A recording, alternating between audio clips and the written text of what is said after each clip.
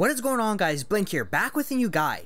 In this guide, I'll explain ways of finding patterns and quick decision making to help you pre-line up for a kill. Also, the V-Bucks giveaway is still going on, so make sure to visit the link in the description to enter. And lastly, don't forget to subscribe and turn on notifications as I post an Amazon gift card code in the comments every time I upload. By turning on notifications, you'll have a way better chance of getting here first and redeeming that code. Anyways, guys, let's get to this guide. Noticing patterns or making strategic decisions can give you the upper hand in a fight. In this first example, my opponents would slightly keep peeking in and out to shoot a rocket. I noticed his movement after the first two rockets and I prepared for him to peek out again as I lined up for another sniper shot. Try noticing repetitive peeking. By noticing these things, your opponent will walk right into your crosshairs. Also, one quick tip I've explained in my previous videos is to re-add that front wall before peeking out. He kept breaking my front wall, and to avoid him breaking my stairs, simply keep replacing the front wall as you peek out for the shot. Had I not replaced that wall, that last shot would have destroyed my stairs and that could have caused me to drop down right before I shot, messing up my aim. So make sure you're rebuilding that front wall. Now, you guys might be wondering, what if he shoots rockets as he jumps? Which is the smarter thing to do, but you can still predict his movements and try going for the snipe.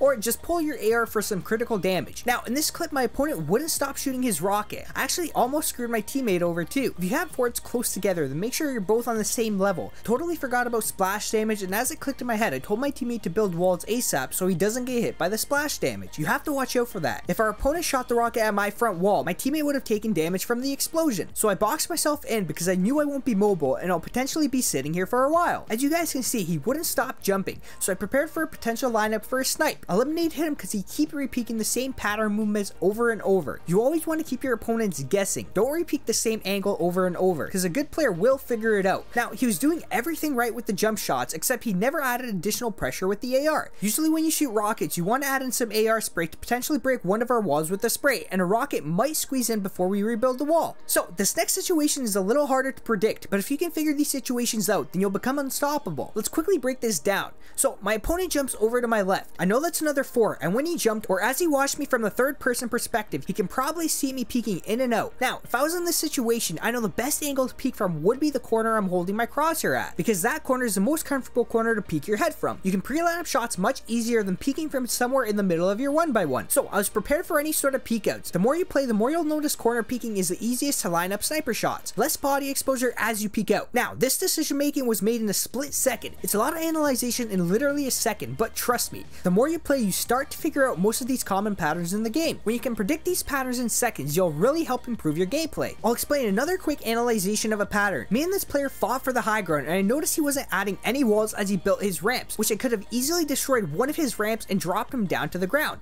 Now, I was debating on doing it, but I don't exactly know if he's a good or bad player. He might have been able to eliminate me from above as I did it, so I kept going for that high ground. Got above him and I shot him with one of my shotguns, did some damage, and he still has his building mats out without adding that roof. It took him way too long to add that roof over his head. At that moment, I knew I can push him aggressively and not have to really worry about the high ground, because if he somehow gets away, I'm pretty confident I'll get that high ground back and find some errors in his building. So this next situation is also geared towards building. As we got closer to these opponents, they kind of seemed clueless, not to be rude, but I'm not sure if one of them was AFK, but I fortunately caught him standing still. The Triceratops started running back behind his teammate's wall instead of placing a wall himself. The most common thing you should be doing is placing walls yourself after you spot players. They never really built to try challenging a fight, and they just ended up doing the most common bunny hop around our materials. So the limited building from the Triceratops was the first cue of less of a threat, and the bunny hop just made it pretty obvious. This analyzation was easier to make quickly, as these are super common mistakes players make, not building and hopping around. So this next situation was more geared towards smart decision making. There were two players around me, one in the tall fort and one in the little bit to the left of the fort. So I was getting spammed by a grenade launcher, and I've mentioned in my rocket guide to push players with grenade launchers, but not in this situation. There was a player right above both of us, and if I pushed up, that's some easy shots for the player above. Instead, I pushed back to get farther from both players, which made it harder for the player above to engage. As I backed up, I can clearly see the player on my level turning all his focus towards the player above us. Looked for a potential snipe, and I was able to get it because this player absolutely tunnel visioned on the player above. He never moved, which gave me an easy lineup. Now, it's a 1v1 with the player above me. He's got the advantage, so a good method of baiting your player is to try shooting a few times with your AR as you pull out your sniper for the lineup. I also tried quickly looking away to bait my opponent into peeking over. I just wasn't able to catch the timing right, but I noticed this player was 7 stories high, which turned all my focus on collapsing his fort. I noticed this kinda late, but thankfully I still ended up noticing it. So I used the right side wall to spray down the fort as I went to cover every few sprays.